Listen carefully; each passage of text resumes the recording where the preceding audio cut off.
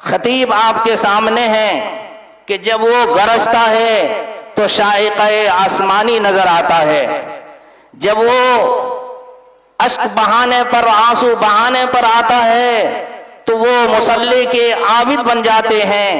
मेरे भाइयों, उनके तकरीरों से आप पहले भी जो है उनकी तकरीरें सुन चुके हैं और वाकिफ हैं। नौजवान मुकर्रिर जो हमारे इस इलाके के अंदर अपनी तकरीरों से लोहा मनवा चुके हैं, उनकी भी खिदमत बड़ी है। मेरी मुराद इससे मुफ्ती सबूर साहब ज़हीराबाद आप तशरीफ लाएं और अपने तकरीर और अपनी माफिल ज़मीर से हम सामीईन का दिल को बाग बाग करें।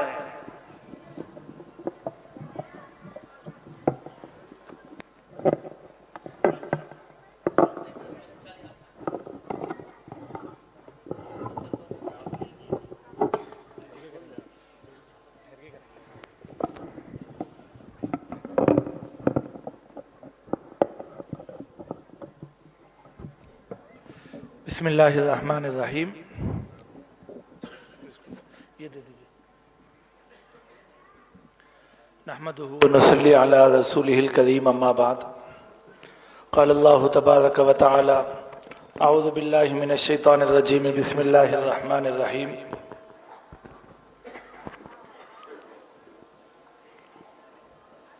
या अय्युहल्लज़ीना आमनुत्तक़ुल्लाहा हक़्क़ तुक़ातिही वला तमूतुन्ना इल्ला व अंतुम मुस्लिमून। सदक़ल्लाहुल अज़ीम।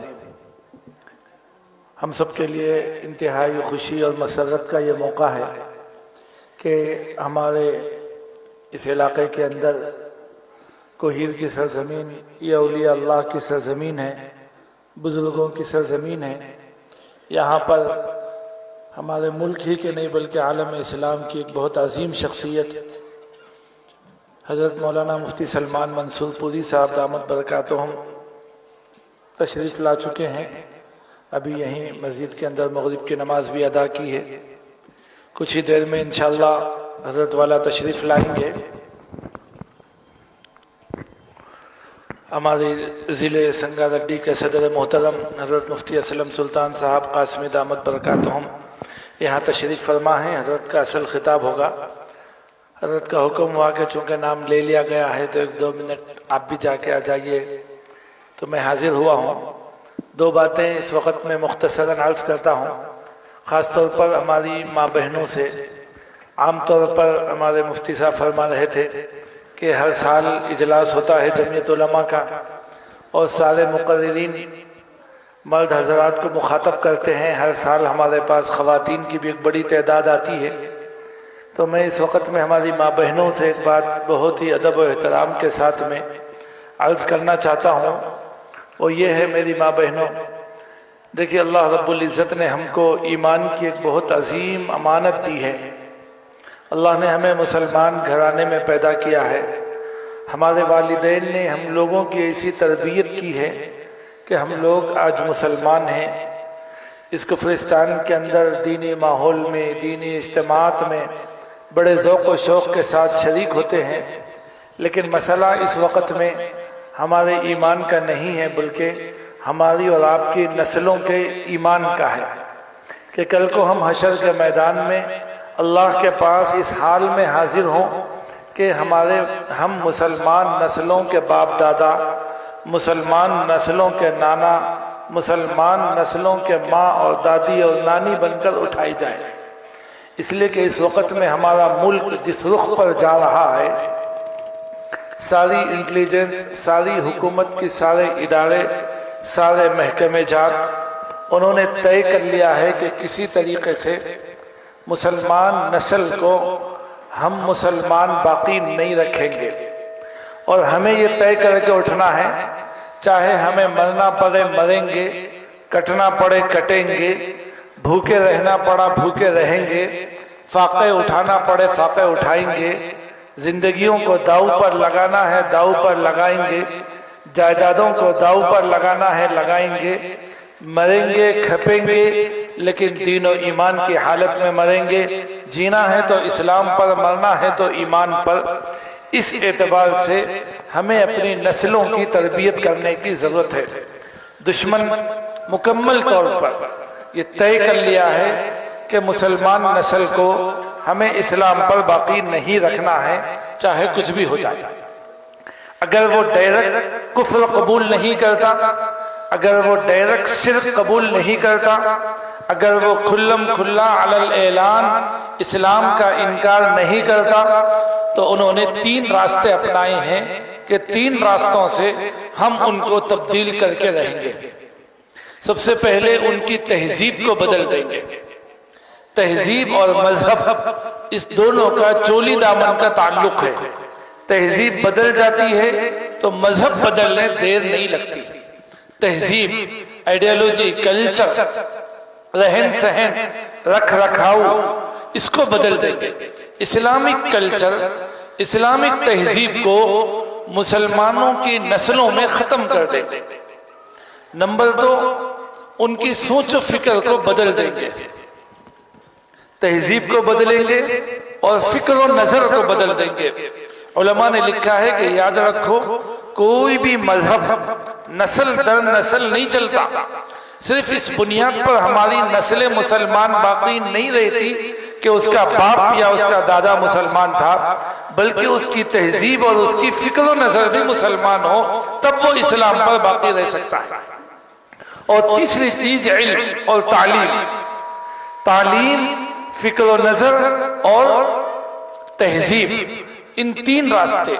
सबसे पहले तहजीब बदल देंगे। मुसलमानों में इस्लामिक कल्चर के बजाय हिंदुत्व आइडियोलॉजी मुसलमानों की नस्लों में आ जाए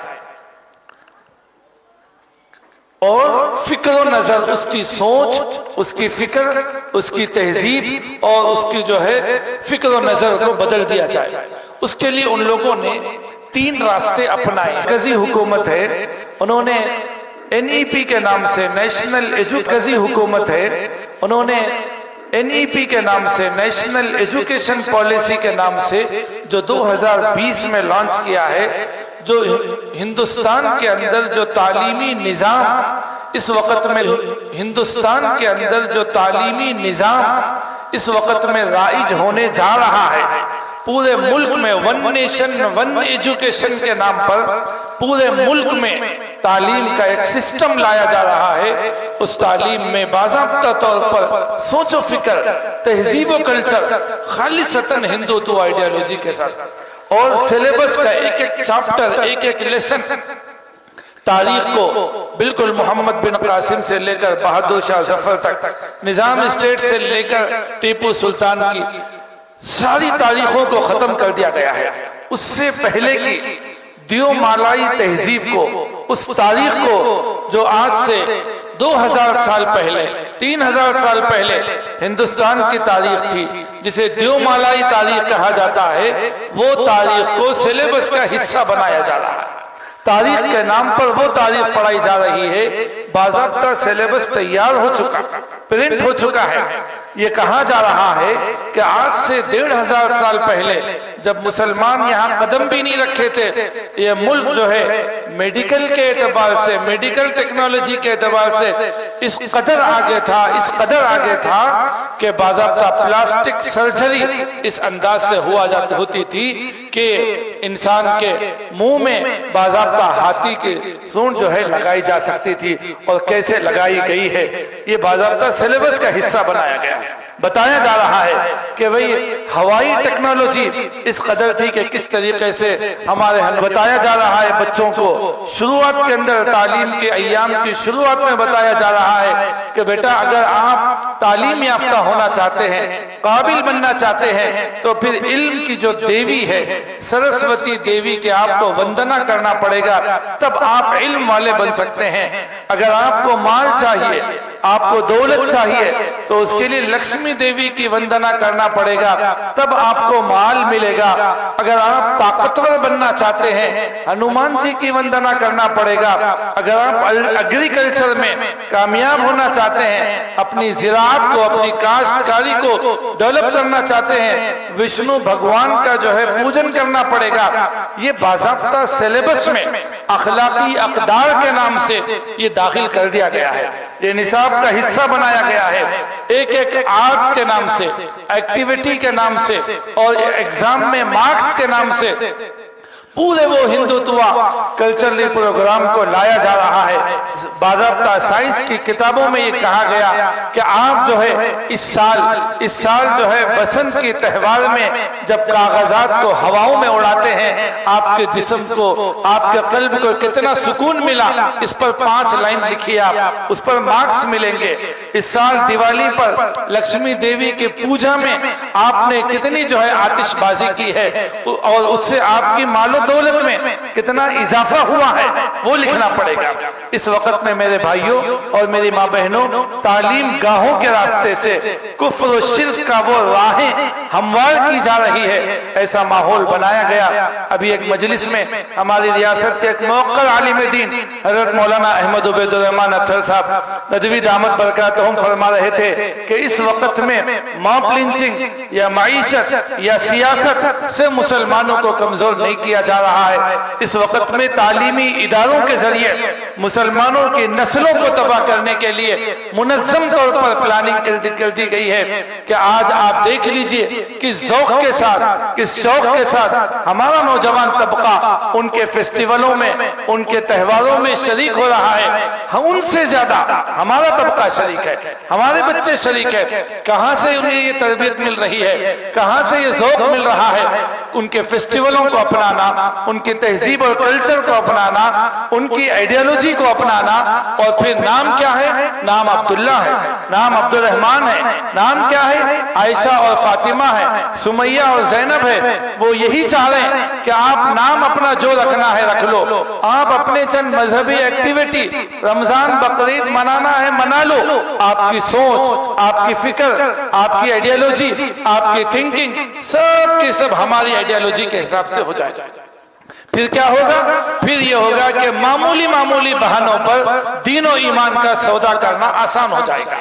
आज देख रहे कि वो बच्चियां हमारी जो ऐसे इदारों में पड़ी हुई हैं, आज ऐसे वाकयात आए दिन आ रहे हैं। जिस सोसाइटी में, जिस समाज में ये कहा जाता था, वहां का आलिम, वहां का खतीब मेंबर पर बैठकर वलवला अंगेज में कहा करता था कि मुसलमान हर चीज को कुर्बान कर सकता है लेकिन दीन और ईमान को कुर्बान नहीं कर सकता। ऐसी बातें कही जाती थी, लेकिन आज किसी मुकर्रिर की जबान, मुंह में वो जबान नहीं है जो ये कह सके।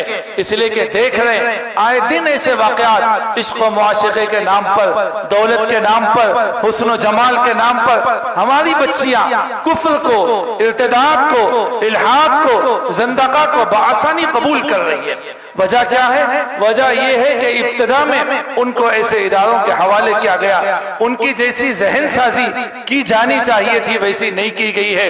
इस वक्त में मेरे दोस्तों, सबसे पहली गुजारिश तो यह है कि देखिए अपने नस्लों के दीन और ईमान के तहफ़्फ़ुज़ के लिए हमें बहुत ज्यादा जद्दोजहद करना है। उसके लिए सबसे पहला काम अपने घरों में, घरों को दीनी माहौल वाला बनाया जाए। हमारी माँ बहनों की बहुत बड़ी जिम्मेदारी है अपने घरों को दीनी माहौल वाला घर बनाए। माहौल से बच्चे मुतासिर होते हैं। घर में तालीम के हलके हो, घर में ईमान के हलके हो, घर में अंबिया और सहाबा के वाकयात सुनाए जाए, हमारे बच्चों को मकतब से जोड़ा जाए, हमारे जवानों को उलमा से जोड़ा जाए, हमारे जवानों को दावत की मेहनत से जोड़ा जाए, ताकि वो एक माहौल में रहे और दीन को, ईमान की कदर और कीमत को सीखे और समझे और ईमान पर जीने और ईमान पर मरने का ज़ौक़ पैदा हो। यही एक पैगाम आपको इस वक्त में देना है।